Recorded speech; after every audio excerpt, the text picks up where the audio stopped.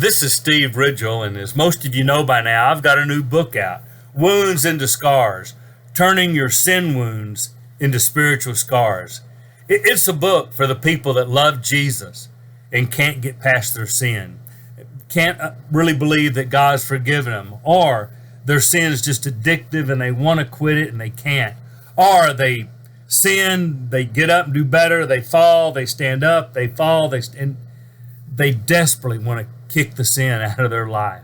They want to be forgiven and they want to live that way. And it's a book for people that want to help people who want to defeat their sin, because you can't do it by yourself. It's a book that, well, to be frank, it reflects a lot of what God's done for me in my life. I mean, I get it. It's a book that I write because it reflects what's happened in my life, and a book that reflects what has happened in the lives of literally hundreds of people that Marcia and I have helped to defeat their sin. It's a book about loving Jesus and trusting God and using community to help you, and above all, being what you want to be. It's a book about, well, kind of to be honest, it's a little bit about like this big scar. I don't know if you can see that well, but that's where I had cancer on my head. Had a big melanoma, and if you don't treat melanoma, it'll kill you. You know, kind of like if you don't treat sin, eventually it will kill you. And you know what the doctors told me about my cancer up here? Cut it out. Radical surgery. Boy, they whacked, and between the 2 layers of stitches, there were, I don't know, I forget now, but close to 60 stitches in my head. Man, it was intensive surgery.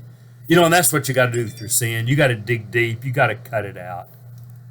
And now I'm really, I'm careful. I'm really protective. I wear a hat all the time. I use sunscreen. I watch for any little spot. I get regular checkups. You know, kind of like you do when you finally kick your sin. You got to be very protective of your new life. You know, God's been really good to me. And so I really want to be clear on this. If you are out there and you love Jesus and you're struggling with your sin, maybe my book, Wounds into Scars, is for you. If you regularly help people, you may want to read this book just to get some insight into things you can say and work with people that you're helping to defeat their sin. Maybe if you're a parent, an elder, a Bible class teacher, a preacher, you may want to keep 5 or 6 of these around just to help people.